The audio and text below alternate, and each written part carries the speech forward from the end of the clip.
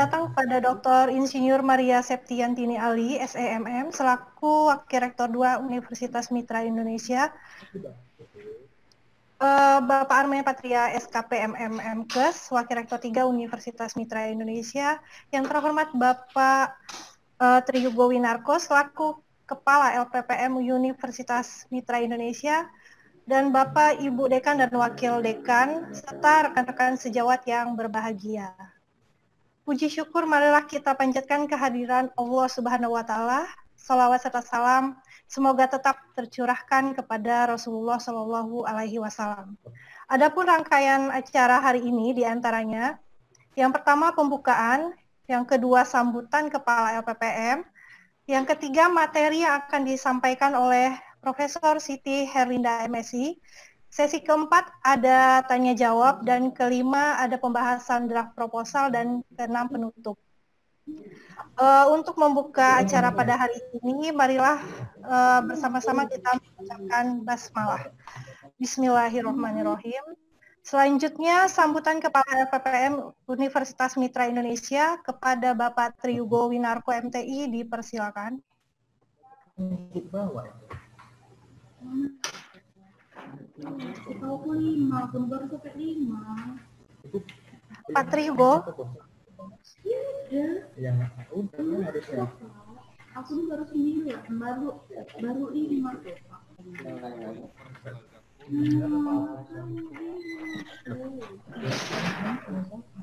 Ini lagi di-mute-kan ya?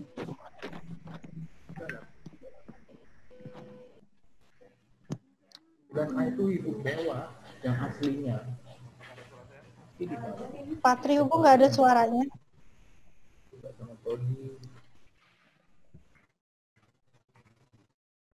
Terima kasih Pak Amel atas waktunya. Sebelumnya kami ucapkan selamat datang kepada Profesor Siti Herlinda dari Universitas Sriwijaya. Yang saya hormati Bapak Dr. Yudhianto, CN, MM, Wakil Rektor 1 Universitas Indonesia, Ibu Dr. Maria Septiantini Ali, MM, Wakil Rektor 2 Universitas Indonesia.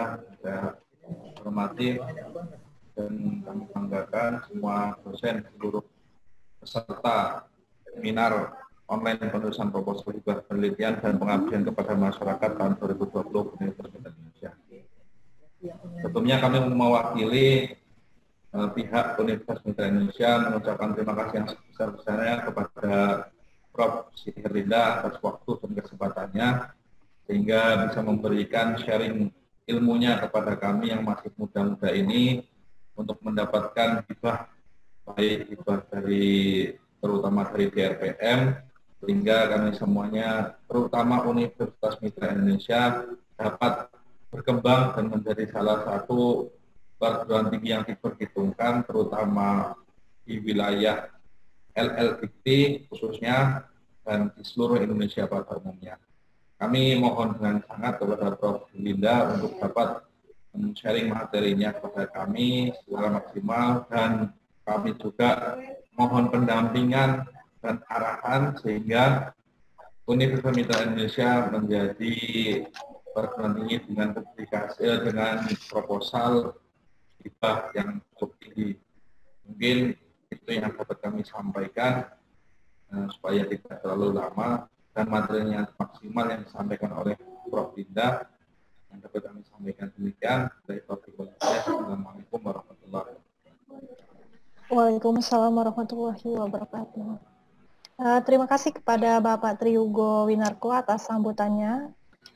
Seperti tema utama kegiatan hari ini, sebentar lagi kita akan bersama-sama belajar dan menimba ilmu tentang cara penulisan proposal hibah penelitian dan pengabdian pada masyarakat. Kita layak bersyukur karena kita akan langsung menimba ilmu dari pakarnya langsung, yaitu Profesor Dr. Insinyur Siti Herlinda, MSI. Prof. Linda berasal dari Universitas Sriwijaya. Beliau merupakan reviewer nasional penelitian bersertifikat ISO 17024, Direktorat Riset dan Pengabdian Masyarakat, Kementerian Riset dan Teknologi, Badan Riset dan Inovasi Nasional, serta reviewer riset inovatif produktif Lembaga Pengelola Dana Pendidikan Kementerian Keuangan. Silakan Bapak Ibu menyimak apa yang akan disampaikan oleh Prof. Linda. Jika ada hal yang perlu ditanyakan terkait dengan materi yang beliau sampaikan, akan diberikan waktu khusus dalam sesi tanya jawab. Untuk mempersingkat waktu, saya mohon dengan hormat kepada Profesor Dr. Insinyur Siti Herlinda, MSI, dipersilakan. Terima kasih moderator Bu Amelia. Terima kasih Pak Yugo. Terima kasih saya sampaikan kepada pimpinan Universitas Mitra Indonesia, Bapak Ibu Wakil Rektor. Terima kasih telah mempercayakan saya untuk sharing pengalaman sebagai peneliti dan sekaligus sebagai reviewer. Izinkan saya mau menyampaikan sharing PPT-nya, Bapak Ibu ya. Mohon apakah telah terlihat? Lagi dia ngeliatinnya. Mohon yang lain, mikrofon yang lain di-mute kan. Perhatian benar ya dengan Fortuner. Sudah terlihat ini ya? Halo? Ya, Prof. Sudah, Prof. Oke. Pak Yugo tolong nggak ada di situ ya. Untuk semuanya. Oh ya, baik, Prof. Di-mute-kan semua. Jadi yang diaktifkan cukup moderator sama Ketua LPPN. Baik, Prof. Saya mulai saja ya. Sudah, Prof. Silakan mulai. Terima kasih. Jadi hari ini kita mungkin kentalnya di pelatihan tentang kiat-kiat penulisan proposal hibah penelitian yang tembus di tingkat nasional ya. Jadi ini yang fokus ke DRPM ya, di Kemenristek. Jadi bukan Kemenristek Dikti lagi ya Bapak Ibu. Kemudian perlu saya sampaikan judulnya penelitian ya. Jadi kalau judul pengabdian ini dia lebih ke implementasi atau aplikasi atau penerapan atau pemberdayaan masyarakat ya. Jadi dia tidak ada kata-kata pengembangan gitu ya, atau studi gitu ya dan sebagainya, itu tidak ada dia. Tapi dia bisanya pemampat misalnya kayak gini ya, pos gizi terpadu pada komunitas adat suku anak dalam. Halo? Oke, lanjut Prof. Lanjutkan, Prof. Lancar, Prof. Ya banyak ini interupsi dari suara yang masuk gitu ya. Oh iya, ini banyak. Harus di-mute kan ya, yang masuk. Ya, kadang mereka masuk langsung itu diaktifkannya mikrofon. Iya, Prof. Tapi kami jelas yang disampaikan, Prof. Saya yang nggak jelas, Pak. Dia langsung. Oh iya. Ya. Kemudian berikutnya ada kata-kata PKM. PKM itu kan program kemitraan masyarakat ya, maksudnya gitu ya. Digitalisasi desa. Nah, digitalisasi desa. Inggrisisasi desa. Kan ada desa yang satu desa tuh bahasa Inggris loh, itu di Jawa tuh. Mau masuk desa di sana loh. Ya itu awalnya dari pengabdian masyarakat loh teman-teman itu. Ibu Metanya tolong di mute ya. Lanjut ya, ada lagi aplikasi Smart Asset. Nah ini judul-judul untuk pengabdian. Aplikasi Smart Asset. Ya. Kemudian peningkatan daya saing guru sekolah dan sebagainya. Saya mau sampaikan di sini ya, judul pengabdian sebaiknya ada bau-baunya dengan judul yang penelitian yang sedang kita tekuni. Apalagi di latar belakangnya kita menyampaikan bahwa hasil penelitian tahun 2019 kemarin, bla bla bla, kami menemukan produk ini. Oleh karena itu, pada tahun 2021 ini kami akan implementasikan ke masyarakat ini. Wah, kalau latar belakangnya punya state of the art kayak gitu, wah itu cepat banget tuh pengabdiannya, didanai gitu ya. Kemudian ada lagi kata-kata pemanfaatan toolkit praktikum robot. Nah, sederhana banget loh, spesifik tapi tidak terlalu melebar ya. pemanfaatan toolkit praktikum robot berbasis IoT untuk peningkatan relevansi kompetensi sekolah menengah kejuruan. Itu bagus dia. Tidak disebutkan mereknya. Bukan SMK, semia sekian, enggak. Dia di gitu aja ya, bagus dia. Kemudian mempersiapkan generasi muda menghadapi revolusi industri 4.0. Tuh, tentang IoT lagi muncul ya. Aplikasi penjualan klien pada kantor konsultan hukum Samsul Pakul Sabto menggunakan metode rapid ini ya. Oke. Dan ini yang lagi tren, teman-teman ya. Teman-teman IT ini saya yakin ya, ini di sini ada rasanya ada fakultas komputer ya, universitas ini ya. Harusnya teman-teman semua dosen-dosen yang di fakultas itu ya, harusnya dapat dana. Kenapa? Karena alokasi dana ke sini ya tinggi banget loh teman-teman ya.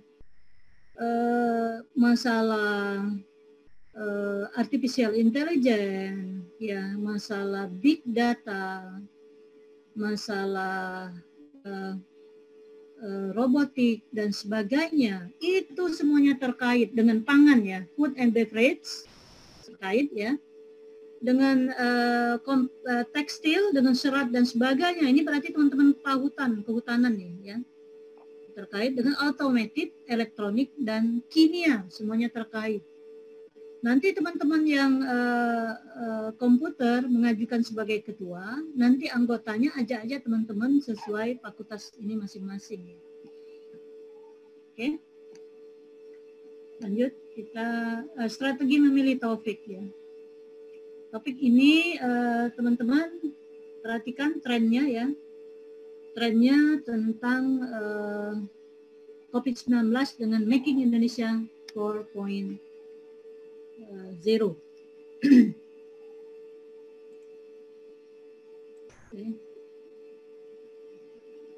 Ya.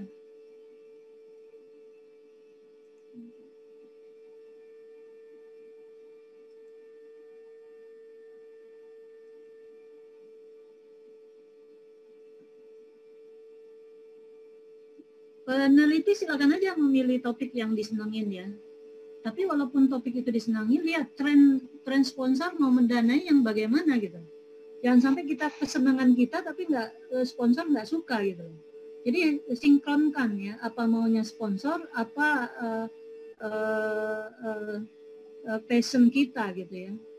Dan kalau mencari masalah itu jangan mencari masalahnya di dalam ruangan gitu loh ya. Kalau mau mencari masalah di dalam ruangan berarti itu muter-muter tuh harus di Q1 yang terbit 2020 sama 2021. Q1 yang bidang ilmu kita buka kalau mau cari topik riset, atau kalau enggak ke lapangan, lihat kondisi di lapangan apa yang terjadi di sekitar kita supaya spesifik judulnya. Kenapa kita harus membuka Q1? Karena Q1 adalah yang paling cepat, kebaruannya paling tinggi. Tapi Q1 yang jurnal yang ini kita ya, jurnal bidang ilmu kita, jangan membuka jurnal bukan bidang ilmu kita. Jangan berisik, saya kemudian ya jelas spesialisasi peneliti ya. Kalau di sini, kalau teman-teman mengajukan tentang IoT, ketua timnya berarti teman-teman di ilmu komputer ya. Tentang IoT untuk smart farming berarti anggotanya, leadernya atau ketuanya dari ilmu komputer, anggotanya teman-teman bioscience gitu. Itu. Kemudian biayanya juga diperhatikan ya, biayanya jangan terlihat tuh, kalau jangan kelihatan norak tuh. Misalnya plafonnya itu 50 juta terus kita ngepas banget 50 juta, itu kan nggak logis ya gitu ya. Jadi kayak LPDP itu saya juga lihat ya, di plafon dana 2 miliar, dia bisa ngepas 2 miliar, kan itu kan dipertanyakan kejujuran seorang pengusulnya gitu. Kok bisa ngepas 2 miliar gitu. Jadi jangan bikin ilfil reviewernya gitu ya. Kemudian yang kita usulkan itu yang jelas, yang kalau saya ya, ini mau dipublikasikan di jurnal mana? Kalau saya berpikirnya begitu. Kalau saya dapat dana ini, riset ini, terus yang mau dipublikasikan di jurnal mana? Itu harus dipikirkan. Jangan sampai kita cuma mencari uang, tuh nggak boleh banget loh ya. Jadi nanti misalnya saya nggak peduli mau publikasi dimanapun nggak apa-apa. Yang penting didanai. Wah itu benar-benar pelanggaran etik itu. Nggak punya rasa tanggung jawab moral. Jadi kalau teman-teman sudah mengajukan usulan, sudah dipikirkan jurnal mana yang bisa menampung hasil penelitian kita ini dalam terbitannya gitu, untuk diterbitkan gitu ya. Supaya ya kalau kita dapat dana 1 tahun bisa publikasinya ya paling enggak 1 judul paling enggak ya, paling tidak ya. Saya 2020 ini hingga akhir Juni ini sudah 7 sebagai penulis pertama atau corresponding di Scopus Q3 sama Q4 gitu ya. Ininya publikasinya di 2020. Target saya bisa kalau bisa 12 atau kalau enggak minimal 10 di 2020 itu. Jadi waktu saya mengajukan usulan saya udah kepikir, ini jurnal ini jadi skripsi ini jadi skripsi ini. Oke. Kenapa kok kita sudah harus memikirkan itu ya? Jadi kita itu waktu mengajukan usulan penelitian, ini yang kita bikin tuh payung. Yang kita bikin ini payung. Kenapa saya katakan ini payung? Karena payung ini akan memayungi beberapa tugas akhir mahasiswa. Jadi saya 2019 kemarin ya, berapa puluh ya dapat publikasi, itu memayungi 1 disertasi doktor, 1 doktor ya. Magisternya 1, 2, 3, 4 magister ya. S1-nya saya bisa danai itu 12 S1. Semuanya itu menjadi tulisan. Ya ada yang diseminarkan gitu ya. Kemudian ada yang di jurnal gitu ya. Artinya waktu kita mengajukan ini sudah terpikirkan bobot berapa skripsi akan jadi. Tapi jangan dibalik loh ya. Dan kita menemukan pelanggaran etik itu. Dibalik begini. Semua data skripsi mahasiswa dia kumpulkan kemudian dia ajukan dana. Itu pelanggaran etik berat. Itu bisa diberhentikan jadi dosen. Pelanggaran etik berat. Artinya dia menipu. Ya. Dia menipu ya.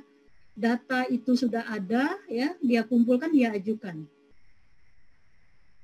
Yang boleh itu penelitiannya itu kita ajukan, kemudian begitu pengumuman kita langsung kerjakan. Enggak apa-apa. Begitu pengumuman dia langsung dikerjakan. Saya malah sebelum pengumuman sudah saya siapkan semua. Peralatan labnya sudah saya siapkan, ya mahasiswa-mahasiswa yang akan mengerjakan itu sudah saya briefing gitu. Begitu sudah diumumkan, didanai, langsung kerjakan, running gitu mahasiswa. Kadang-kadang mahasiswa itu belum pengumuman sudah menyiapkan tuh dia akan serangga ujinya gitu, supaya mereka cepat menyelesaikan gitu. Untuk tahun anggaran 2020 ini, mahasiswa saya sudah masuk lab tuh Januari 2020. S1-nya angkatan 2017. Bayangin aja. 2017 itu sudah masuk lab Januari 2020. Artinya semester 6 mereka. Sehingga mahasiswa bimbingan saya semuanya tamat tuh 3 tahun 6 bulan. Jadi yang tamat itu paling lama ya, paling lama 4 tahun lah paling lama gitu. Tapi targetnya 3 tahun 6 bulan. Gitu. Ya apa kurangnya gitu loh. Kita dana ada, fasilitas lab lengkap gitu loh. Dosen monitor setiap saat, logbook termonitor. Sehingga apapun data yang dia dapat valid ya. Kita bisa monitor mahasiswa 24 jam ya. Terus kalau teman-teman ngajukan multi tahun, usahakan 2 tahun aja. Karena sekarang itu mau serba cepat ya. Sponsor tuh maunya cepat gitu loh. Apalagi IT. Teman-teman IT kalau ngajukan 3 tahun kelamaan. Semua teknologi itu udah ketinggalan semua tuh ya. Perhatikan teman-teman IT. Kalau teman-teman bioscience oke lah dia ya. Agak ini ya, masih bisa ini ya. Masih bisa 3 tahun masih bisa. Tapi kalau teman-teman IT tolong 2 tahun aja cukup untuk mendapatkan teknologi atau prototipe yang kebaruannya tinggi. Kemudian berikutnya gimana ketua lembaga? Jelas ya ininya suaranya? Jelas, Prof. Jelas, sorry. Terus, Prof. Jelas ya. Kemudian hasilnya itu harus bisa bersifat praktis, dapat dilaksanakan. Dan pemikiran orisinil ya, walaupun kita itu mengembangkan teknologi orang, tapi kan ada pengembangannya itu orisinil dari kita gitu ya. Bukan kita mengulang yang orang lain, cuman diulang di tempat yang beda, ya sama aja bohong dong gitu ya. Gitu. Kecuali gitu ya, kita bioscience, kalau bioscience ya tiap lokasi beda-beda gitu. Tapi kalau IT, ya IT itu kalau sudah ketemu di negara sana ya nggak bisa lagi kita mengklaim bahwa kita kebaruan kita tinggi gitu ya. Kemudian tolong kalau riset itu ya, kita itu ya harus serius ya, jangan asal-asalan gitu loh, supaya data yang valid. Serius itu bila kita mendampingi mahasiswa itu secara penuh waktu. Saya keliling Indonesia ya, tapi saya bisa monitor anak bimbingan saya dimanapun saya berada. Saya telepon pakai teleconference, pakai pakai semuanya kan bisa kita conference ya, pakai WhatsApp conference bisa gitu ya, video call ya, bisa line juga bisa. Kita tahu di mana posisi anak bimbing supaya anak-anak itu mengerjakannya dengan serius ya. Satu lagi menyebabkan teman-teman nggak bisa ini ya, tolong ini mungkin kebijakan dari perguruan tinggi ya. Ada perguruan tinggi atau ketua lembaganya bikin peraturan yang nyeleneh, aneh gitu ya, bikin universitas atau perguruan tinggi itu mundur. Dia bilangnya begini, tidak boleh mempublikasikan tugas akhir mahasiswa maupun skripsi maupun praktikan, melanggar kode etik. Loh, melanggar kode etik apa? Yang melanggar kode etik itu bila tugas akhir mahasiswa tidak dipublikasikan. Ini kalau pola pikir si pimpinan fakultas, pimpinan lembaga, pimpinan perguruan tinggi itu dia nggak pernah riset karena dia nggak tahu. Dia bukan reviewer, peneliti juga bukan gitu. Jadi asal ngomong aja, itu bikin perguruan tingginya mundur 10 tahun ke belakang.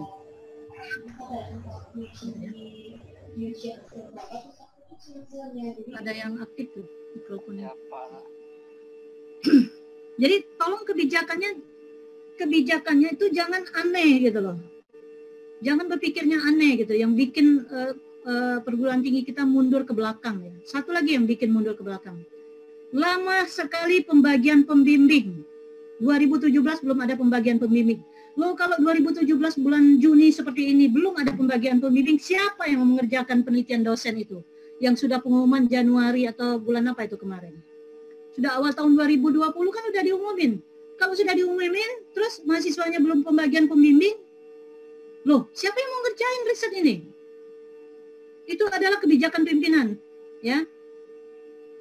Pimpinannya mana? Siapa ini pimpinan yang di sini? Pimpinan perguruan tinggi. Ya. Pimpinan perguruan tinggi juga harus mewaspadai. Ada ketua program studi yang berpikirnya sempit. Gini, ya. Teman-teman dosennya itu, ketua program studi itu tidak, dia melarang semua skripsi bimbingan dosen tersebut tidak boleh dipublikasi. Loh kenapa saya tanya tuh, ada yang ngadu sama saya. Prof, bla bla bla bla bla, nggak bolehnya Prof. Bimbingan saya loh Prof. Ini ya. Saya nggak usah sebutkan perguruan tinggi. Dia ini bimbingan saya, Prof. Saya mendanain semua. Begitu saya mau publikasi, ketua program studinya nggak boleh, Prof. Oh, ternyata ketua program studinya setelah ditelusuri takut tersaingi gitu loh ya. Takut temannya ini banyak publikasi, dia nggak punya publikasi. Nah, yang kayak gitu diberhentiin aja tuh jadi ketua program studi. Itu bikin perguruan tingginya mundur 10 tahun ke terbelakang ya. Ya. Nggak muncul-muncul tuh di Google Scholar tuh. Perguruan tingginya gitu ya.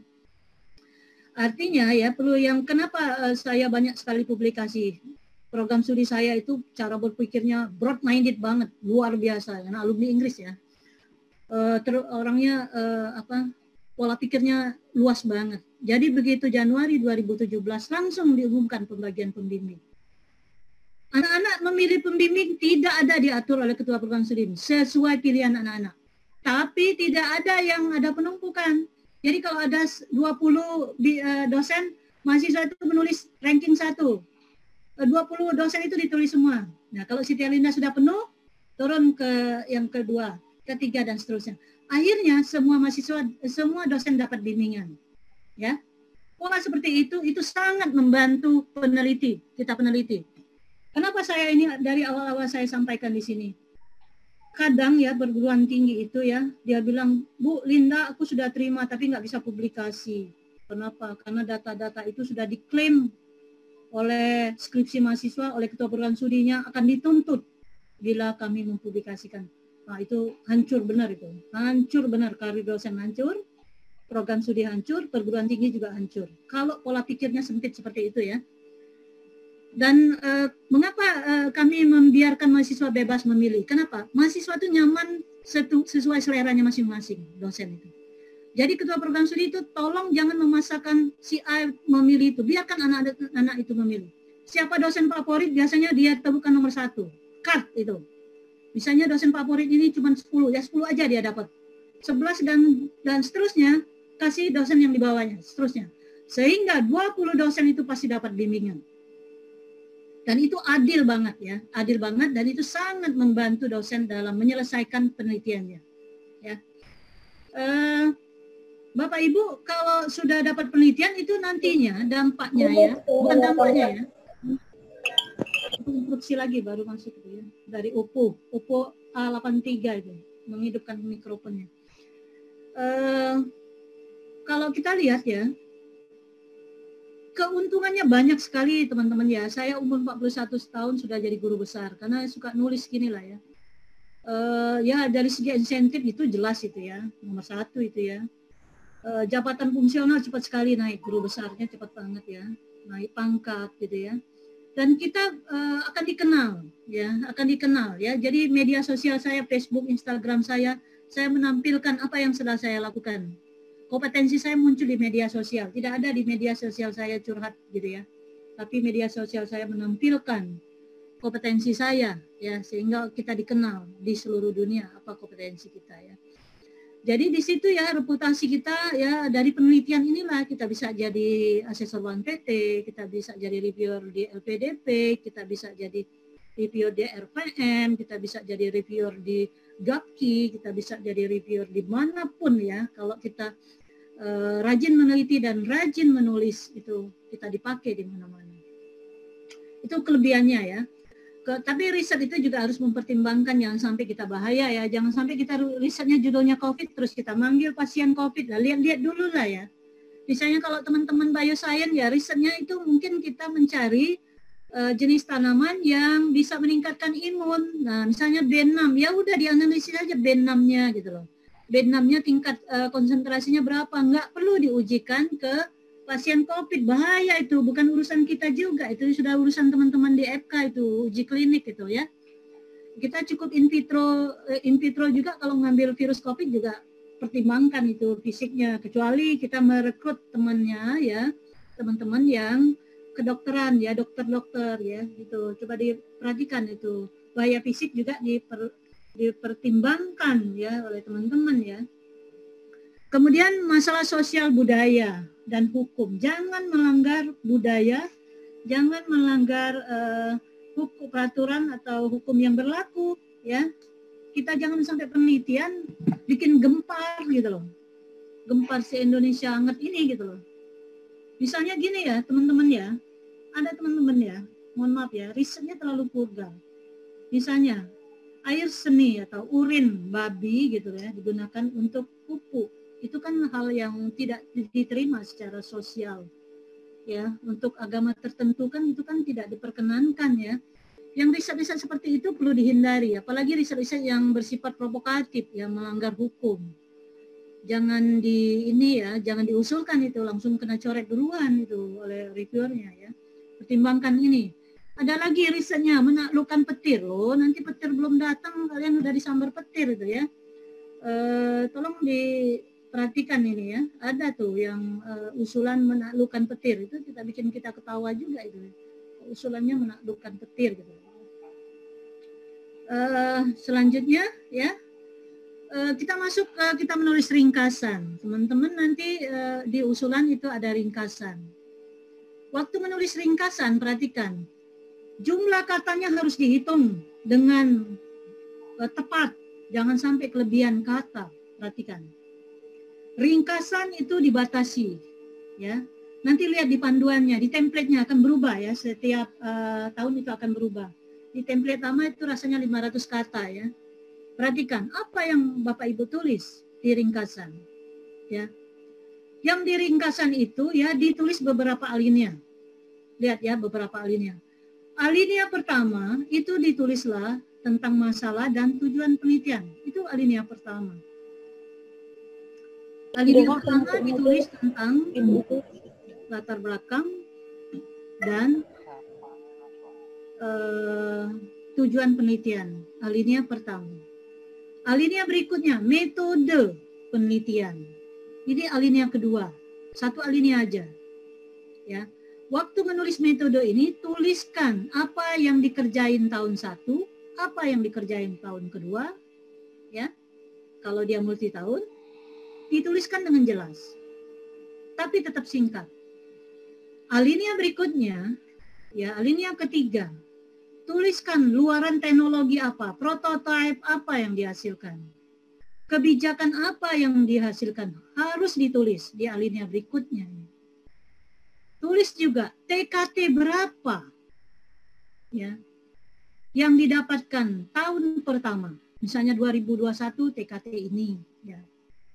Tahun 2002 TKT sekian gitu ya.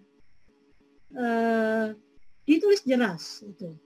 Pertanyaan saya, Bapak Ibu sudah sampai TKT berapa dalam risetnya? Ketua lembaga penelitian dosen pemula itu tolong dijawab ini, Ketua lembaga, Pak Yugo, Pak Tri, ya. Itu TKT berapa Pak teman-temannya waktu penelitian dosen pemula kemarin? Mohon izin Prof, bisa diulangi Prof? TKT berapa tuh kemarin? 4 Prof. Wah itu keliru. Oh. Kalau dosen pemula itu TKT 1, 2, 3 gitu ya. Oh, di panduannya itu kayaknya di dosen pemula itu ada 7 diarahkan ke 4 gitu, makanya kami pakai 4. Enggak, karena belum pelatihan kali ya, nggak tahu ya. Yang ya paling kalau yang 4 itu ya prototipenya itu kan berarti sudah teruji ya. Sudah karena asumsi kami kan misalnya kami di Fakultas Komputer itu kan penerapan gambaran kami itu di penelitian terapan gitu, padahal seharusnya dasar ya Prof. Biasanya kalau dosen pemula itu TKT-nya 1, 2, 3. Jarang juga ya pemula sudah melonsing sistem informasi gitu, prototipenya sudah dipakai perusahaan. Itu kan belum ya, gitu ya.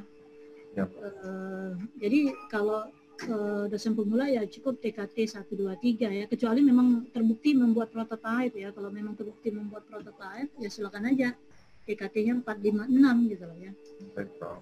Jadi kalau riset dasar ya, teman-teman memilih skema riset dasar itu TKT-nya 1, 2, 3 atau dosen pemula itu TKT-nya 1, 2, 3. Jadi pernah kita suka ketawa lihatnya itu ya, melihat usulan anak-anak muda ya, ditulisnya TKT-nya 7. Tahu nggak TKT 7 tuh? Kalau mobil itu ya, mobil itu sudah prototipe itu, prototipenya sudah dijalankan sama menteri gitu. TKT 7 itu. Ada satu prototipe yang sudah dibuat kalau mobil gitu. Ya, itu TKT 7, skema untuk riset pengembangan gitu ya. Jadi kalau kita lihat, kalau Bapak Ibu memilih skema riset dasar, TKT-nya itu 1, 2, 3 dasar ya. Jadi kalau masih skala lab, masih uji ini, uji itu gitu ya, masih survei gitu, ngambil data responden gitu teman-teman, ya itu paling TKT-nya 1, 2, 3 ya. Terus sudah mulai membuat prototipe gitu ya, prototipe diujikan di lab gitu ya, robotnya diujikan di lab ya paling TKT-nya 4, 5, 6 gitu ya.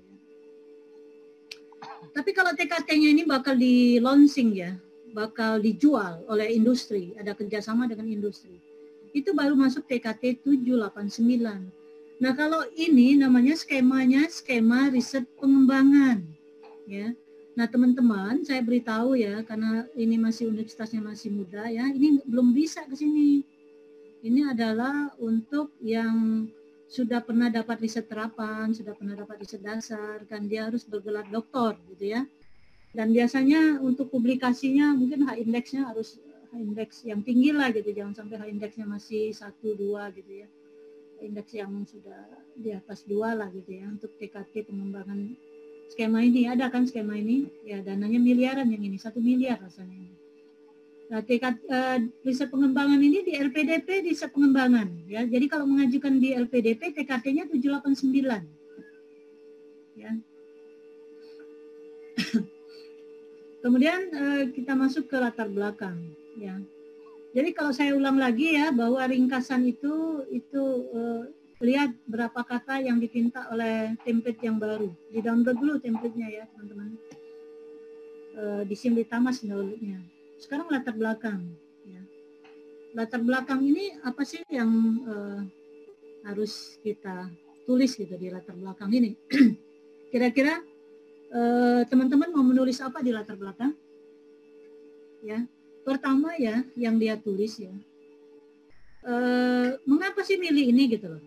Nah, cara state of the art. Apa tuh state of the art? Ya, jadi state of the art itu bukan copy paste paragraf orang, itu nggak muncul tuh state of the art yang mau kita usulkan. Gitu. Silakan mengaktifkan mikrofonnya, siapa bisa jawab. Itu apa tuh state of the art? Siapa yang bisa jawab, silakan. Silakan Bapak Ibu untuk diaktifkan mikrofonnya untuk bisa menjawab. Nah, yang mau menjawab, saya beri waktu 1 menit. Pertanyaan dari Prof. Kalau nggak ada, saya lanjut. Saya Prof. Ya, apa tuh state of the art? Silakan. Silakan Pak Dekan Fakultas Bisnis. Saya Pak Desmond. Ya, silakan. Silakan Pak Desmond. Ya, silakan Pak. Kita sharing ya sama-sama. Ya, makasih Prof atas kesempatannya. Biasanya dalam latar belakang penelitian yang masukkan biasa yang harus ditulis itu adalah ide pokok penelitian yang terkait dengan fakta di lapangan yang nanti akan memunculkan question riset kita, pertanyaan riset kita, apa yang akan menjadi kajian riset kita yang secara spesifik. Mungkin itu Pak secara yang bisa saya sampaikan. Terima kasih. Ya, makasih, bagus Pak ya. Jadi begitu ya. Jadi begini ya, state of the art. Jadi state of the art itu ya harus ada literaturnya loh teman-teman ya. Harus ada literaturnya di state of the art itu. Jadi bukan hasil survei kita di lapangan terus ditulis. Jadi wajib ada literaturnya. Kalau mau goal, ambillah literaturnya 2019 dan 2020. Kalau mau goal. Dan artikel jurnal. Logo gimana gitu loh. Gimananya itu ya adalah state of the art. Jadi begini. Teman-teman mau mengusulkan tentang misalnya ya prototype atau device ya. Alat pengusir burung menggunakan IoT atau menggunakan artificial intelligence dan sebagainya ya teman-teman. Sekarang pertanyaannya, apa sih state of the art dari pengusir burung dengan menggunakan IoT atau menggunakan artificial intelligence ini? Cari semua artikel yang terkait dengan device yang mau kita buat ini. Buka jurnal ya yang di bidang ilmu kita. Kita dapatkan, sudah dapat. Dapat yang 2019, dapat yang 2020, kita tulis. Pada tahun 2019, misalnya kita bilangnya begini, ini yang kita menulis latar belakang ya, cara menulis. Supaya nanti ada komennya dari reviewernya begini. State of the art-nya jelas, gitu ya, mutakhir, ya, sistematis, gitu ya, supaya dapat nilai 7. Jadi begini cara menulis. Ya. Teman-teman tulis ya. Halo? Kok rame ya? Oke, bisa lanjut Prof. Ya, rame banget tuh mikrofonnya. Ada 2 yang lagi diskusi itu tadi. Oke. Rame banget tuh. Saya ulang lagi ya, state of the art-nya. Jadi state of the art ini adalah kita menulis perkembangan dari device yang mau kita usulkan. Device ini sudah diteliti, ya penangkap burung ini sudah diteliti oleh Badu tahun 2019 yang menggunakan ya hanya menggunakan motor, tidak menggunakan artificial intelligence. Ya, akibatnya begini. 2019. Ya. Dalam kurung tulis literaturnya. Titik. Masuk ke tulisan berikutnya. Selanjutnya, alat ini dikembangkan oleh Iwan 2020. Tapi kelemahannya oleh Iwan, alat ini ya kurang sensitif. Dalam kurung bla bla bla. Dalam kurung itu rujukan loh ya. Terus alat ini berkembang, trennya sekarang ini adalah alat pengusir burung ini ya menggunakan begini ya. Tapi ya sistem yang dia bangun ini masih banyak kelemahan. Kenapa? Jangkauan coverage dari suara yang dia deteksi hanya sekian hektar. Oleh karena itu, nah ini mulai masuk nih yang mau Bapak Ibu teliti. Oleh karena itu, ya usulan ini memperbaiki coverage-nya, gitu loh ya. Ini baru Bapak Ibu mengungkap ya apa kelemahan penelitian yang artinya Bapak Ibu sebelumnya dan apa yang ingin diperbaiki. Itulah namanya state of the art. Oke? Artinya pada latar belakang jangan coba-coba ada buku. Jangan coba-coba tahun 2000-an gitu ya. Kalau bisa 5 tahun terakhir. Kalau 5 tahun terakhir berarti 2015, 16, 17, 18, 19, 20. Kalau semuanya 2020, wah keren banget. Apalagi jurnal semua. Ya, Bapak Ibu semua 2021 aja saya bisa buka kok. Itu berarti ketinggalan berpikirnya kalau nggak bisa buka semua artikel jurnal itu ya teman-teman. Ya, apalagi teman IT. Ya. Perhatikan, saya ulang lagi ya. State of the art-nya di situ. Bapak Ibu mengulas ya, seperti bikin roadmap. Tapi roadmap-nya itu adalah yang diteliti orang. Ya. Apa yang sudah dibuat orang, jadi kita fokus dengan perangkap burung pengusir burung tadi.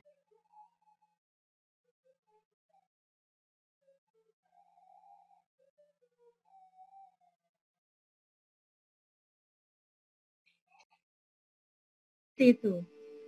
Ini boleh semua ya, spanduk boleh. Yang nggak boleh kegiatan dies natalis, ini nggak boleh. Yang lainnya boleh. Kemudian belanja honor, ya. Kalau kita mau meng-hire narasumber, silakan aja ya. Tapi narasumber tuh eselonnya lihat-lihat. Kalau eselon 1 oke, dibayar. Kalau eselonnya selevel Bapak Ibu nggak usah lah itu narasumbernya yang kayak gitu, ya. Kan cukup peneliti yang ngerjain, tapi kayaknya nggak perlu lah yang kayak gini suka kena coret kalau gitu. Karena apalagi dosen pemula, belum levelnya yang kayak gini ya. Honor narasumber itu ya.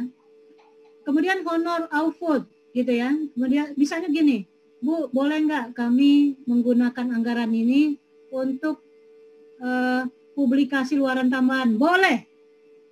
Boleh ya ditulis. Misalnya kamu mau publikasi satu untuk luaran wajib, satu untuk luaran tambahan, tapi kan bayar itu. Misalnya bayar 5 juta, boleh. Terus pertanyaannya, Bu, luaran tambahannya dipertanggungjawabkan nggak?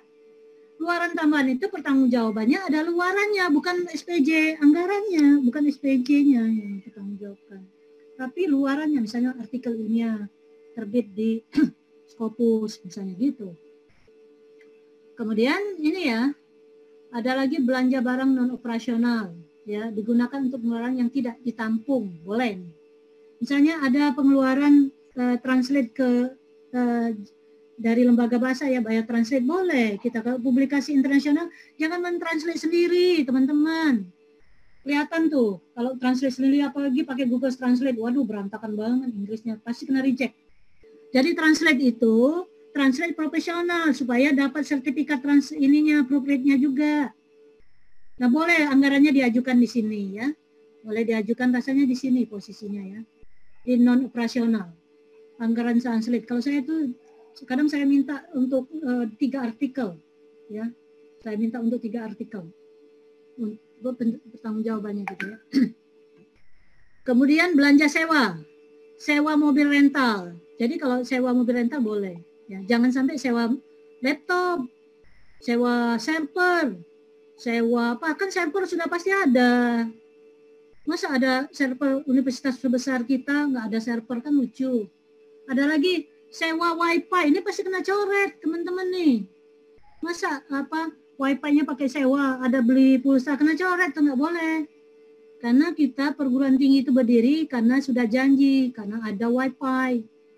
Kalau perguruan tingginya nggak ada wifi, berarti perguruan tingginya abal-abal tuh, nggak jelas gitu ya. Jadi hindari yang minta-minta uang seperti itu. Ada lagi yang aneh ya, sewa laptop, sebulannya sewanya 1 juta, jadi 10 bulan 10 juta. Enak kalau pakai MacBook sewanya, ya gitu. Itu aneh banget gitu ya. Masa sewa laptop sampai 10 juta gitu kan, nggak logis gitu ya. Tidak ada lah yang sewa-sewa kayak gitu.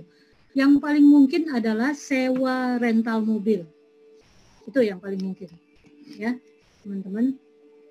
Jangan sampai ada sewa lab loh. Kalau sewa lab berarti nggak mapan lab kalian gitu. Ya, berarti nggak mapan. Kenapa? Oh, ini berarti dia di perguruan tinggi lain nggak ada lab nih. Masa ada sewa lab? Gitu. Terus kalau dia di lab dia perguruan tingginya sendiri ya kan harus memfasilitasi. Masa perguruan tingginya menagih gitu. Gitu. Harusnya perguruan tingginya memberi reward dong untuk yang dapat dana DRPM. Bukan yang mudah dapat dana DRPM itu. Hanya orang-orang yang terseleksi saja bisa tembus gitu. Kemudian belanja profesi ini, jangan sampai belanja ya beli mebel di dalam kantornya, untuk nggak beli piano gitu ya, beli ini LED TV gitu, waduh kelewatan itu, kena coret itu pasti ya. Ini sering teman-teman nggak menyadari itu ya. Satu lagi yang bikin kena coret ya, dia ngajuin peralatan yang sama, misalnya dia mengajukan software yang sama setiap tahun. Padahal tahun pertama sudah dia ajukan. Dia bilang dia beli alat apa ya, gitu ya. Dia ajukannya setiap tahun. Terus lucu gitu loh. Masa dipakai setiap tahun? Emang yang tahun pertama belum langsung hancur? Kan enggak gitu loh. Itu yang harus hati-hati. Ya jangan sampai kita ngajukan 250 ternyata 34 juta ujung-ujungnya. Kan berarti kita itu mengajukan anggaran yang enggak logis gitu. Selanjutnya, jadi ada belanja perjalanan, misalnya itu kalau yang universitas ini mungkin belum boleh nih ya, karena kita bukan kerjasama perguruan tinggi antar luar negeri, belum ada ya, karena kita belum eligible ke sini ya.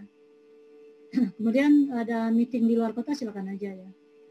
Kemudian ada dana, jadi dana untuk BOPTN ini bahan, pengumpulan data, analisis data, pelaporan. Jadi luaran wajib dan luaran tambahan silakan dipakai anggarannya. Kalau masalahnya di usulan muncul, nambahkan dananya, misalnya kita ngajukan dana 20 juta dosen pemula ya. Begitu kita klik accepted di jurnal akreditasi, kan nambah jadi 15 juta kan. Tahu-tahu muncul 35 juta. Terus oleh lembaga penelitiannya kamu SPJ-nya harus 30 juta. Enggak, ketua lembaga, SPJ dia tetap 20 juta aja. Sesuai anggaran yang diajukan. 15 juta itu nggak perlu di SPJ-kan, karena SPJ dia adalah artikel terbit di jurnal akreditasi tadi. Yang suka bikin masalah itu ketua lembaganya loh. Yang kasihan itu dosennya. Karena ketua lembaganya itu nggak ngerti gitu. Tapi bukan kamu loh Yoga.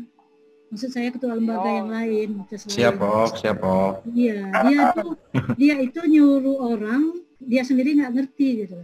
Misalnya dia bikin suruh SPJ 35 juta. Kenapa? Karena di usulannya muncul ya anggaran yang diajukan 2 juta. Terus dia luaran tambahan kan otomatis keluar di halaman pengesahannya. Jadi 35 juta kan, nambah 15. Sama ketua lembaganya dipaksa mempertanggungjawabkan 35 juta. Dosen itu nelpon saya. Prof, ini perguruan tinggi kami bla bla bla ini. Kamu pernah pelatihan nggak? Undang Lipian Nasional nggak pernah, itu akibatnya aku bilang kasih tahu sama ketua lembagamu, nggak benar dia tuh bilang. Dia tuh ketua lembaga kamu pernah terdanai riset nggak pernah, itu makanya ketua lembaga tuh dipilih yang profesional gitu ya. Saya nggak nyindir kamu loh ya. Jadi begini ya, saya ulang lagi, kenapa saya sampaikan ini ya, karena ini kasus dan sering sekali terjadi. Dan itu sangat merugikan peneliti, sangat merugikan dosen. Dosen itu kalau sekali rugi nggak mau lagi penelitian, itu saya beritahu aja ya dosen. Karakter dosen tuh kayak gitu. Mereka itu ya nothing tulus. Sekali disakiti itu udah males banget dia. Misalnya. Jangan sampai menyakiti hati dosen. Itu saya beritahu sama pimpinan perguruan tinggi, saya beritahu juga sama ketua lembaga. Jadi ketua lembaga itu harus profesional banget ya. Saya salut nih perguruan tinggi ini, berani ngundang saya, jadi dia mau profesional.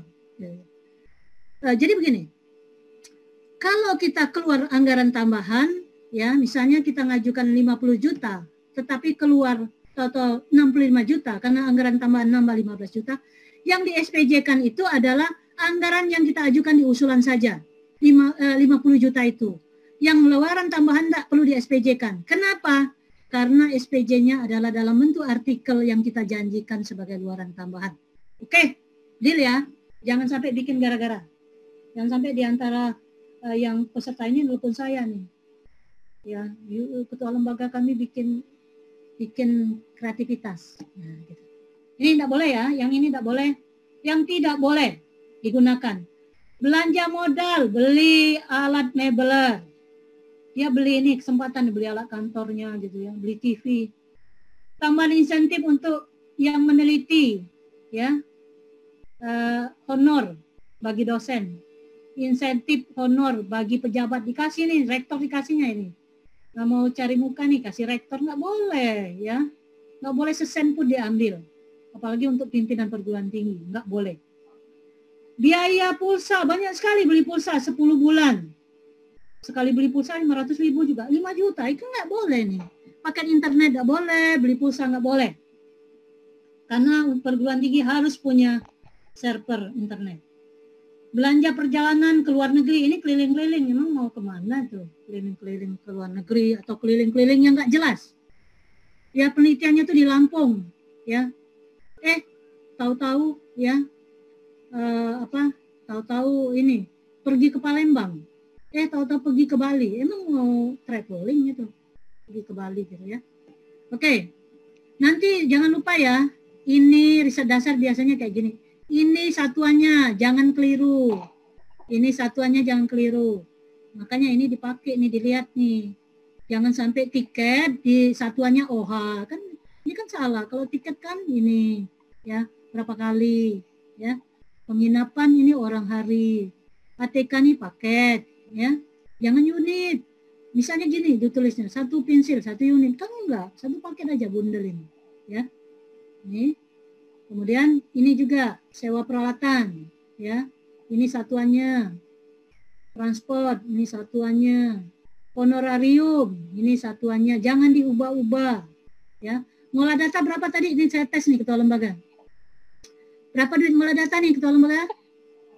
Tadi? Dia nggak lihat tadi. Berapa tuh duit ngolah data nih? Ini fix. Katanya tadi. 1.540.000 kan? Ini jangan nggak diisi sayang. Ya teman-teman nih. Kalau dosen pemula kan belum apa-apa sudah terisi ini ya. Masa 20 juta masih mikir 100 kali? Ini sebentar aja kan sudah bisa materi. Apa pengeluarannya. Kebanting ini teman-teman yang suka, teman-teman yang sosial humaniora dan komputer suka beli kertas kayak mau buat ini aja gitu, percetakan. Kertas 100.000 itu apa gitu. Sekarang udah paperless. Beli software lah gitu loh ya, merancang mendesain device lah gitu anggarannya. Masa beli kertas 100 rim? Memang mau jualan, itu kena coret gitu. Biasanya cukup 1 rim. Dan sekarang kan paperless gitu ya. Itu. Terus beli cartridge sampai 10 cartridge. Emang mau ngeprint apa gitu loh ya. Yang logistik lah gitu ya. Kemudian ini pelaporan. Apa yang bisa dilakukan ya? Ada translate nggak ya? Di sini ada translate ya teman-teman ya. Di mana ya? Nah di sini bisa dimasukin ya translate. Translate ke lembaga bahasa apa ya? Kita mentranslate bisa ada tuh paketnya gitu ya. Kalau saya tuh ambil paket translate ya. Ada tuh. Masukin di sini aja ya. Pakai paket gitu ya. Paket satu paket berapa misalnya 3 juta untuk mentranslate dari publikasi internasional itu kan harus ditranslate oleh profesional ya. Kalau di dalam negeri itu biasanya 3 jutaan gitu ya. Kalau di luar negeri itu saya pernah kenal 6 juta gitu ininya. Kalau bagusnya yang translate profesional lembaga bahasa. Kalau di UNSI itu kan lembaga bahasa Universitas Sriwijaya itu profesional. Nanti kita dapat sertifikatnya juga ya. Kemudian sertifikatnya kita upload waktu kita publikasi. Taruhin aja nih duitnya di sini ya. Habis tuh duitnya, cepet banget tuh habis ya. Lagi-lagi ya, suka tulisannya mengajukan paten sampai 10 juta, yang ngajukan paten itu 2 jutaan ya rasanya ya. Jadi jangan aneh-aneh lah, karena reviewer itu bisa googling setiap saat dia ya. Dan dia bisa tanya ke lembaga kemanapun ya, tentang anggaran yang logis. Apa yang kami nilai? Perhatikan ya, kami menilai ini jejak rekam. Jejak rekam ini menempati porsi 40% kalau nggak dirubah ya. Ini perhatikan, ini penelitian dasar yang dinilai ini loh ya. Ini perhatikan. Desentralisasi ini kan, ini penugasan kan nggak? Kalian mungkin belum ya, sini belum. Nggak usah lihat sini. Nggak usah lihat sini aja.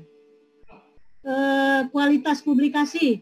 Tapi kalau dosen pemula nggak dinilai ini dia, pasti ya umumnya diterima kok nggak dinilai.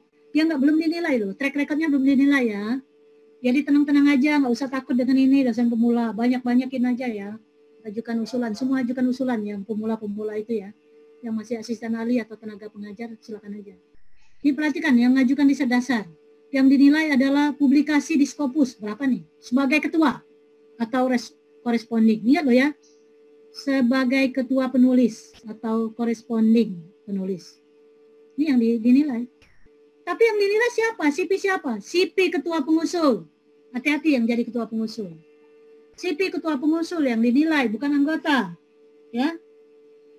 Prosedurnya ada enggak? Sebagai ketua publikasi, prosedurnya.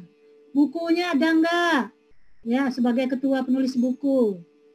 Kemudian hak KI-nya ada enggak sebagai ketua penemu? Ya. Ya. Nah, sekarang sudah ada rekam jejak anggota pengusul, semoga aja ya. Tapi rasanya dulu belum. Dulu belum ya, semoga aja ini ada. Kemudian ini untuk berikutnya baru ini substansi gitu loh. Jadi kalau substansi itu adalah sebagai berikut. Relevansi dengan fokus, tema, relevan enggak? Ya.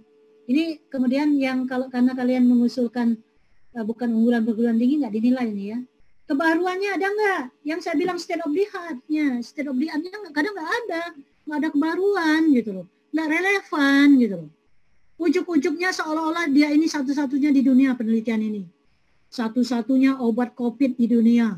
Sekali minum sembuh gitu ya, cukup meminum air gula ini ya, air tebu gula ini ya. Di dunia belum ada nemukannya, masuklah di koran rame gitu ya. Itu kan nggak ada state of the art. Dia nggak tahu, nggak baca di dunia orang meneliti apa. Kalau sekedar gula nggak bakal nyembuhin. Ya gula itu hanya untuk nambahin supaya gemuk aja itu stamina ya, kalorinya tinggi. Jadi kalau jadi peneliti jangan seolah-olah kita itu paling hebat di dunia ini, sehingga tidak merujuk tulisan orang. Artinya kalau kita nggak merujuk tulisan perkembangan terkini dari usulan kita, berarti kita nggak punya state of the art. Nggak tahu perkembangan yang ada saat ini. Kemudian roadmap-nya seperti bagan alir. Ini yang sering keliru. Ini dinilai loh. Skim apapun yang diterima ada roadmap. Kecuali dosen pemula. Kesesuaian penugasan peneliti, pembagian tugasnya. Ya, dia itu tadi meneliti tentang IoT pengusir burung. Ketuanya benar. Orang komputer udah benar. Tapi nggak ada orang biologi burung. Berarti ini kecil. Berarti turun jadi nilainya 3. Kenapa? Penugasannya nggak pas. Nggak ada ahli burung. Di sana nggak ada orang pertaniannya. Ya. Kemudian waran wajib penelitian. Bukan bohong ya. Nggak logis. Nggak pernah publikasi di Scopus. Berjanji mau publikasi di Scopus Q1. Lo Sinta 6 aja nggak pernah publikasi, kan nggak logis. Yang dijanjikan tuh yang logis-logis aja yang bakal dapet. Jadi nggak usah berbohong. Nggak usah bohongin reviewer dengan berjanji muluk-muluk, nggak usah. Pasti dijawabnya tidak logis janjinya. Publikasi aja belum pernah, publikasi di Sinta 6, janji di Scopus Q1. Kalau belum pernah, kalau sudah pernah di Scopus Q4 oke lah, atau Scopus Q3, kemudian berikutnya jangan di Scopus Q3 1 enggak apa-apa. Tapi di Scopus aja belum pernah, Q4 aja nggak pernah, ya. Jadi jangan mulu-mulu ya, saya ingatkan aja. Yang paling sering janji mulu-mulu adalah dosen pemula, dosen muda, bukan dosen pemula. Dosen muda yang nggak pernah baca. Yang dipikirnya reviewer itu bisa dibohong-bohongi dengan janji-janji, nggak mau. Mana ada reviewer bisa dibohongi. target TKT-nya aneh, TKT-nya ditulisnya 789. Ketawa tuh reviewer. Penelitiannya in vitro, TKT-nya 789. Artinya nggak ngerti apa itu TKT. TKT itu kan kesiapan teknologi, ada alat ukurnya, ada pengukurnya gitu, ada software, ada aplikasi pengukurnya gitu. Nah, itu teman-teman itu biasanya ya nyoba tuh pakai ada aplikasi pengukurnya gitu. Kemudian kesesuaian jadwal, molor-molorin waktu, ya. Kemudian kesesuaian RAP, jadi RAP-nya tidak sesuai. Anggaran yang diusulkan nggak ada tuh. Misalnya beli software nggak ada di metodologi softwarenya, dicoret ini anggarannya. Ya. Kemudian kekinian, 80% dari publikasinya itu ketinggalan, jadi nilainya 2 atau 3. Tapi ternyata 80% lebih ya. Dia menggunakan artikel jurnal, ya nilainya 567. Mitranya ada enggak? Kalau ada nilainya 567. Kalau enggak ada nilainya 2 atau 3. Dukungan mitra, kalau ada dana dukungan mitra ada lagi nilainya. Kalau ada nilainya 5 atau 6 atau 7. Kalau tidak ada nilainya 2 atau 3. Kenapa enggak menyentuh satu? Satu untuk pelanggaran etik. Ya, perhatikan, satu untuk pelanggaran etik. Jadi kami jarang sekali menyentuh satu, kalau kecuali Bapak Ibu melanggar etik ya, plagiat, ya copy paste paragraf.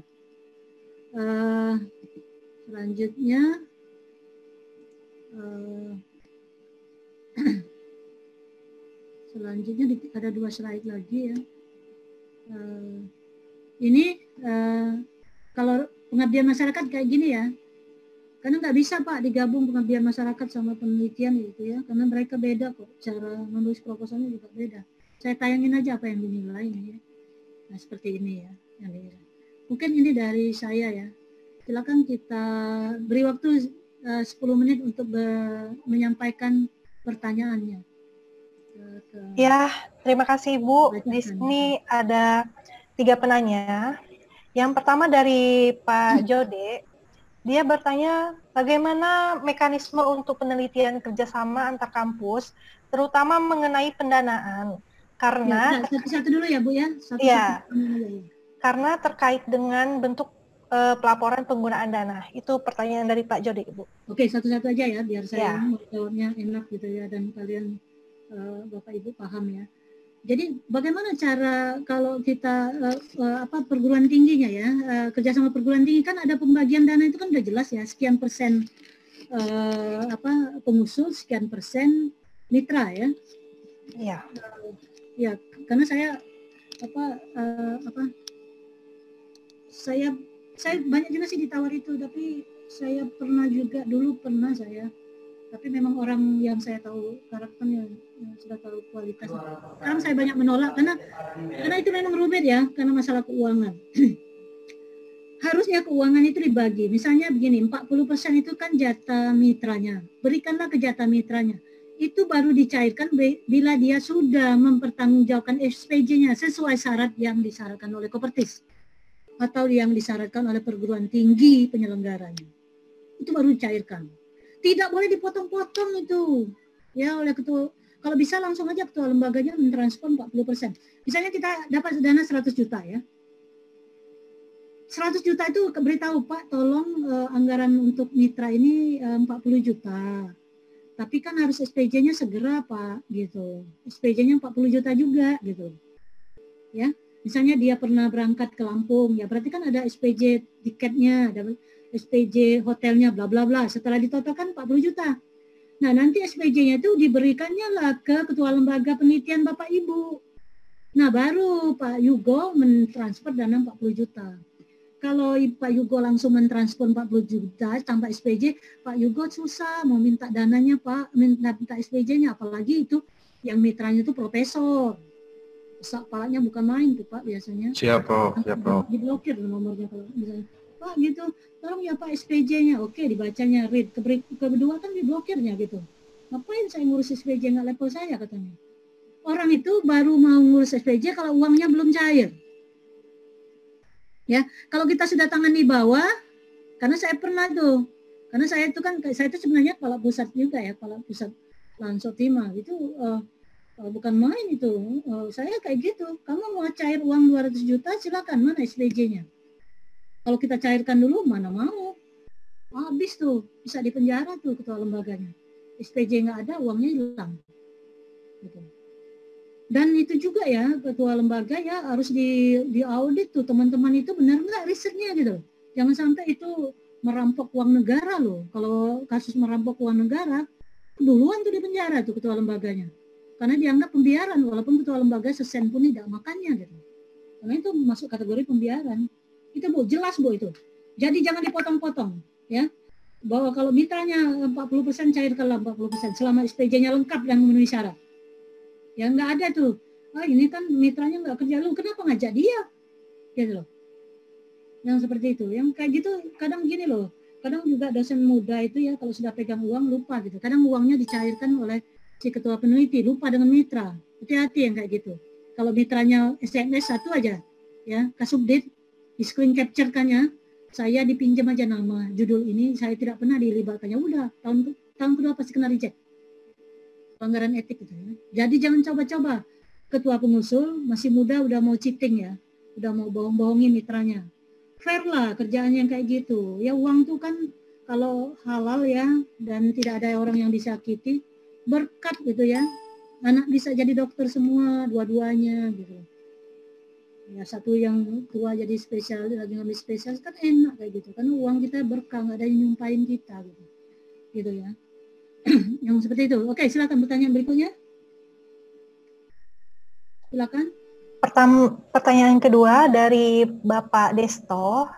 Beliau menanyakan bahwa apakah sangat disarankan untuk peneliti pemula sebaiknya melakukan review artikel sesuai dengan NICE terkait dengan riset yang akan dilaksanakan di awal. Lalu dilanjutkan dengan penelitian yang sesungguhnya dengan AIM mendapatkan novelty yang benar-benar berbeda dari penelitian sebelumnya. Jadi secara efektif kita mendapatkan dua hal untuk dipublikasikan artikel review dan artikel risetnya. Review maksudnya dipublish ya maksudnya reviewnya itu? Nampaknya seperti itu, Prof. Kalau dosen pemula review kena reject loh, saya profesor aja kena reject.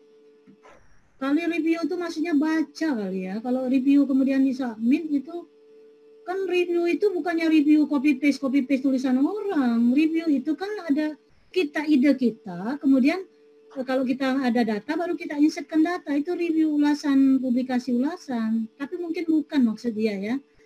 Review artikel. Baca artikel kali ya. Maksudnya. Ya kalau baca artikel kan wajib, ya wajib tuh baca artikel publikasi di jurnal loh ya. Bukannya buku, bukan baca buku ya. Baca buku itu kan kalau mau ngajar ya. Jadi carilah artikel jurnal terbitan tahun terakhir. Kalau mau upload yang 2020 ini bacalah yang 2020 sama 2021. Kan 2021 kan sudah ini semua. Impresnya kan sudah muncul semua. Yang Q1 tuh. Q1 tuh Bapak Ibu, 2021 udah muncul tuh. Ya, ditanya sama orang IT tuh. Ya bisa tuh bukanya, free. Ya. Ya, teman-teman yang ini aja nggak tahu kalau itu sudah bisa dibaca. Dibaca, di-review, di sejauh mana gitu. Tapi nggak usah ngabisin waktu, kemudian mentranslate-nya nggak usah. Baca aja abstraknya. Yang neliti apa? Kalau penasaran lihat datanya, baru lihat datanya. Penasaran lihat cara kerjanya, baru baca cara kerjanya. Jadi dalam sehari bisa 100 artikel kita baca. Kenapa? Karena cuma men-scanning abstraknya. Yang parah tuh ini ya, teman-teman itu ya, anak-adik yang muda itu ya, habis waktunya dia mentranslate satu-satu. Terus saya bilang, kamu translate-nya pakai apa? Google Translate. Itu kan nggak ada makna apa-apa. Aku bilang, itu kalau misalnya Batu Raja berupa jadi Kingston, bisa nggak kamu translate Kingston itu apa artinya gitu ya? Kalau Google Translate kan mesin gitu. Jadi kalau kita membaca abstrak, itu kita yang mencernanya sendiri, kan ilmu kita, pasti kita paham. Oh ini begini. Jadi nggak usah ditranslate, kita pahami aja abstrak ini isinya apa, kebaruannya di mana. Ya udah gitu. Nanti kita tulis saja. Oh ini kebaruan ini tentang apa device untuk mendeteksi warna daun yang sakit oleh penyakit dengan warna daun tanaman yang sehat. Sudah ada nih. Ya, saya mau mengembangkan yang ini. saya mau pakai inus, ya, pakai bau yang dikeluarkan tanaman sakit, gimana mendeteksi? Yang seperti itu gitu, ya. Jadi semakin banyak baca, kita semakin bagus. Tolong diingat ya, baca jurnal Scopus Q1, tolong diingat. Walaupun nanti kita publikasi di Q4 nggak masalah. Kalau kita baca Q1, nanti kita paling kalau kualitas kita nurun ya paling Q4, Q3 gitu ya. Jadi jangan baca jurnal berbahasa Indonesia, maaf ya. Jangan membaca jurnal yang berbahasa yang bukan bahasa internasional. Mohon maaf ya. Karena apa? Karena biasanya ya artikel itu kan bukan direview oleh pakar-pakar kita yang internasional itu ya. Apalagi dia masih volume 1, berarti baru berdiri. Ya. Baca aja volume ke 100 berapa, itu artinya sudah 100 tahun lebih dia berdiri. Baca Science. Baca PLOS ONE. Science tahu nggak Science? Science itu segala ilmu ya, ada ya. Dia terbit seminggu sekali Science. Ya, Science itu di Q1 ya. Segala ilmu, mau ilmu komputer, mau ilmu hukum. Kemarin itu terbit yang 2 bulan apa itu ya? Agriculture Insect, tentang insect. Baca Science. Siapa nggak tahu Science itu berarti ketinggalan zaman. Apalagi teman-teman IT itu. Teman-teman IT tolonglah ya. Saya kenapa sekali berkali-kali ngingetin teman IT. Karena yang dosen muda ini masih pakai literatur 2004. Padahal IT. Bukan 2019, 2020. Bukan. 2004. Lo ketinggalan loh. Lo masih di situ loh. Orang sudah ke planet lain. Kalian masih ubek-ubek tuh. Di ini gitu ya. Di desa gitu. Membahas yang ketinggalan zaman gitu ya. Oke. Ya, boleh. Tapi bukan dipublikasikan ya. Ya. Terus kalau publikasi ya publikasikan aja. Skripsi bimbingan kan sudah ada. Publikasikan itu. Publikasikanlah dulu di Sinta 6 boleh. Ya, di Proceeding Terindeks Scopus boleh. Proceeding Bahasa Indonesia boleh. Tapi kalau di review, di jurnal review pasti kena reject gitu. Orang lihat dulu ada nggak dia publik akun Scopusnya. Jangan-jangan nggak ada akun Scopusnya gitu ya. Oke, terakhir Bu. Pertanyaan terakhir. Terakhir, ini ada dari Ibu Ai, Prodi Gizi. Beliau bertanya bahwa tahun lalu saya lolos penelitian PDP dan PKPT. Karena pindah home base, tidak jadi dilaksanakan penelitiannya dan dana dikembalikan ke Ristek Dikti. Apakah kejadian tersebut akan berpengaruh pada penilaian pengajuan penelitian saya untuk kedepannya? Terima kasih. Sekarang pertanyaan saya, apa ada bukti uang itu dikembalikan ke kas negara? Hati-hati loh. Jangan sampai kita ngira kita sudah balikin, apalagi rekeningnya nggak jelas. Apa rekening kas negara benar? Kalau misalnya salah kirim rekening, ya kita dianggap ini loh belum pernah ngembaliin, ya masuk blacklist gitu. Nanti ujung-ujung jangan salah ngirim apa rekeningnya sudah oke ya, sudah benar ya rekening negara. Apa sudah diberitahu oleh LDikti-nya itu rekening negara. Jangan sampai itu rekening oknum gitu loh. Kan bisa dinamain mudah aja orang namain gitu loh. Kayak orang sekarang nipu ini ya. Nipu email gitu ya. Kalau memang itu dikembalikan ke kas negara ya itu nggak masalah Bu. Kalau memang benar-benar ada bukti kembalikan kas negara ya. Selama simultan masih Bu dicek juga, jadi lihat ada nggak di situ ada nggak utang apa gitu ya. Kalau masih ditulis utang laporan gitu ya, nah kalau utang laporan berarti dianggap Ibu sudah ngambil dana itu nggak pernah dikembalikan ke kas negara. Nah, itu kena blacklist, nggak bisa, sistem Ibu terkunci. Ya, coba lihat aja di simultan Masnya. Kalau di situ tidak ada beban apa gitu kan ada beban gitu, apa beban belum balikin duit honor, apa beban belum bikin laporan. Kalau itu masih ada terbebani, sistem terkunci sendiri. Kalau nggak terkunci ya alhamdulillah, berarti sudah benar.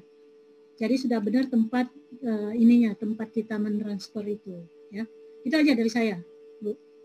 Ya, ini ada pertanyaan terakhir, Prof. Ya.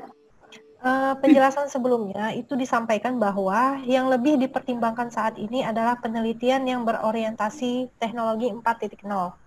Sama COVID. Ya, bagaimana dengan penelitian yang sifatnya lebih memerlukan hubungan antara manusia atau kurang perlu didukung dengan teknologi 4.0 seperti penelitian psikologi. Apa saran dari Prof? Ya kan yang namanya prioritas itu kan pasti ada yang nggak prioritas. Ya Ibu masuk yang skim yang nggak prioritas itu gitu. Gitu aja kok repot. Iya. Kecuali saya bilang pasti yang didanain yang ini, yang lain nggak didanain, kan saya nggak bilang gitu kan. Iya. Kalau mau didanain kan, kalau mau didanain tebar pesonanya, yang tren kan kita tuh riset itu kan tebar pesona usulan penelitian kita itu, ya supaya didanain ambil tren yang sedang heboh saat ini gitu.